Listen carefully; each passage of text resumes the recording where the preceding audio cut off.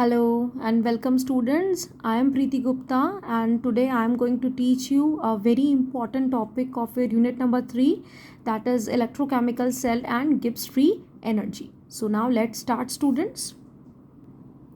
Now electrochemical cell and free energy.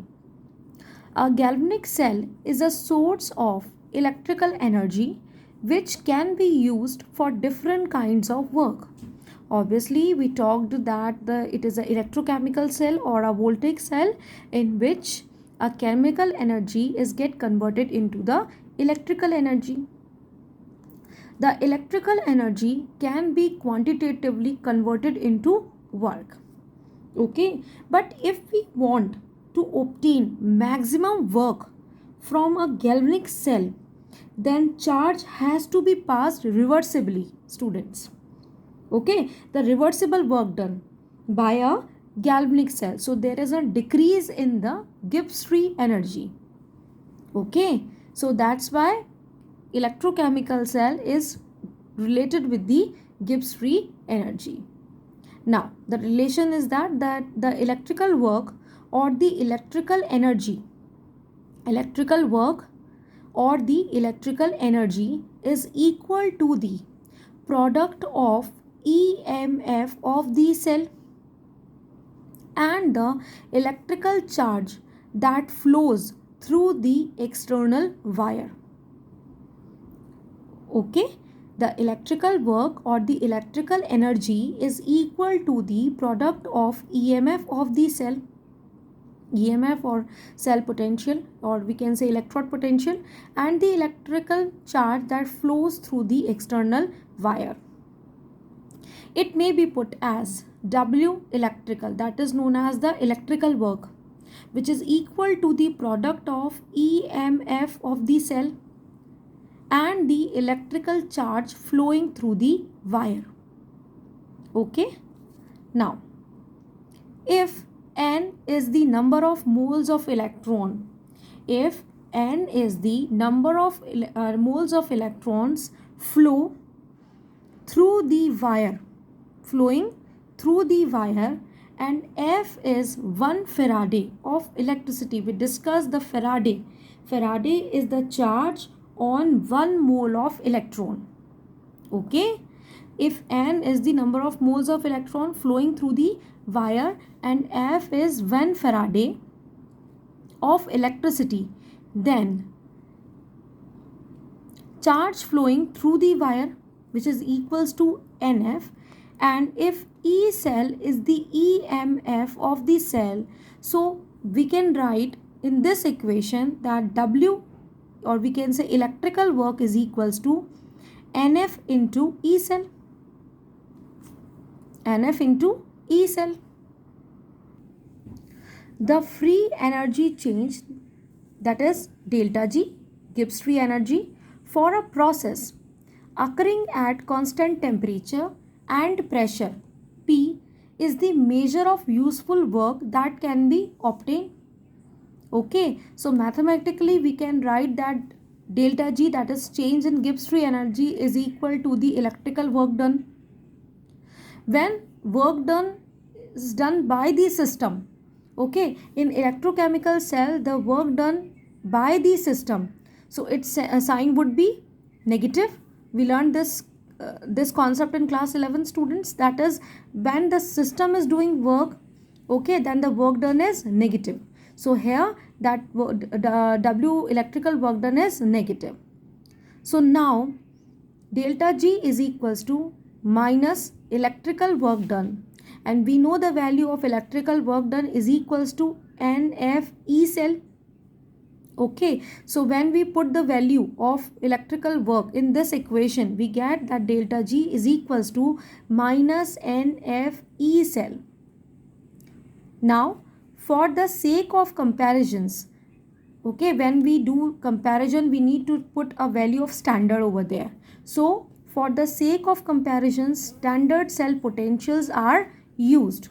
Therefore this delta G is get converted into delta G naught, and the value of delta G naught is equals to minus NF E naught cell, One thing I want to tell you students, that you have learned in class 11 their properties, thermodynamic properties like extensive, intensive, state function, path functions are there. Now you can easily judge that which is an extensive property and which is an intensive property. So here is the electrode potential is the intensive property, but delta G, because it depends on the value of number of moles of electron, so it is an extensive property. This is point to be remember. Okay, which is a extensive property and which one is a intensive property. Okay, and what is N over here students? N are the number of electrons transferred in the cell reaction. F is the charge of 1 mole of electron, and E naught cell is the standard electrode potential of the cell. Okay, now what this equation says, that it can help in predicting the feasibility that how much your reaction is spontaneous and non-spontaneous. So in this equation, for spontaneous reaction, the delta G should be negative. And when it should be negative? When E naught cell is positive. This is point to remember students. Okay. Now next is relationship between standard EMF and equilibrium constant. So from the equation, that is delta G naught is equals to minus NF E naught cell.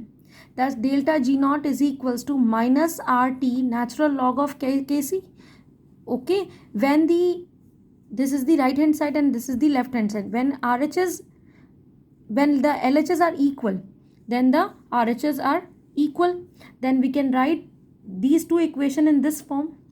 Now the negative sign cancel out from the opposite direction. And when we calculate the E naught cell, this NF comes at the denominator of RT. Then the equation becomes RT divided by NF natural log of Kc. Okay, when we convert this natural log into log, then the value is 2.303 RT log Kc. Okay, now put the value. Now calculate the value of E naught cell. You get the value, that is 2.303 divided by NF RT log Kc. Okay, so you can say this is a direct relationship between standard electromotive force and equilibrium constant, or Gibbs free energy and equilibrium constant. Now I am going to take an example to how to solve the numericals. Now students, I am going to solve a numerical based on electrochemical cell and Gibbs free energy. The question is, the standard electrode potential, that is E naught cell, for Daniell cell is 1.1 volt. Okay, you all know that how to calculate. Calculate the delta G naught for the reaction. The reaction is given to you, and just apply the formula. Sometime direct question asked in your CBSE board examinations. Okay, so just apply the formula, and in the question you all the things in giving to you, that is E naught is given to you. All right, that is 1.1. So just write down what are the things given in the question. So I am going to write here given. That given is E naught cell, that is 1.1 volt. We know that 1 Faraday, that is 96500 Coulomb per mole. Okay, and number of electrons, you know that in the Daniell cell there is the transfer of 2 electrons. Okay, so how the transfer of 2 electrons? I just make a reaction over here, that zinc liberates 2 electron and convert into Zn plus 2 ion, and copper receives these 2 electron and converts into copper. So that's, we can say that the N is here 2. All right, so I'm going to write it here, that N is equals to 2. What is the formula of calculating the Gibbs free energy? That is delta G naught is equals to minus N F E naught cell. Okay, now I have to put the values minus over here. The value of N is 2 into Faraday's constant's value is 96500. All right, then after E naught cell comes out to be 1.1. Okay, when you calculate this, you get the value comes out to be something minus 212,300 joule per mole. And students, now this joule per mole you all should calculate. Don't stop at joule per mole, calculate up to the kilojoule. When kilojoule comes out to be there, that means this value is divided by 1000. Okay, so when this value is divided by 1000, so the value is minus 212.3 kilojoule per mole. The answer comes out to be minus 212.3, okay, kilojoule per mole. So this is the way to how to calculate the Gibbs free energy by the giving data from the question. So student, this is all about the electrochemical cell and Gibbs free energy. Thank you. Do practice. Thank you so much.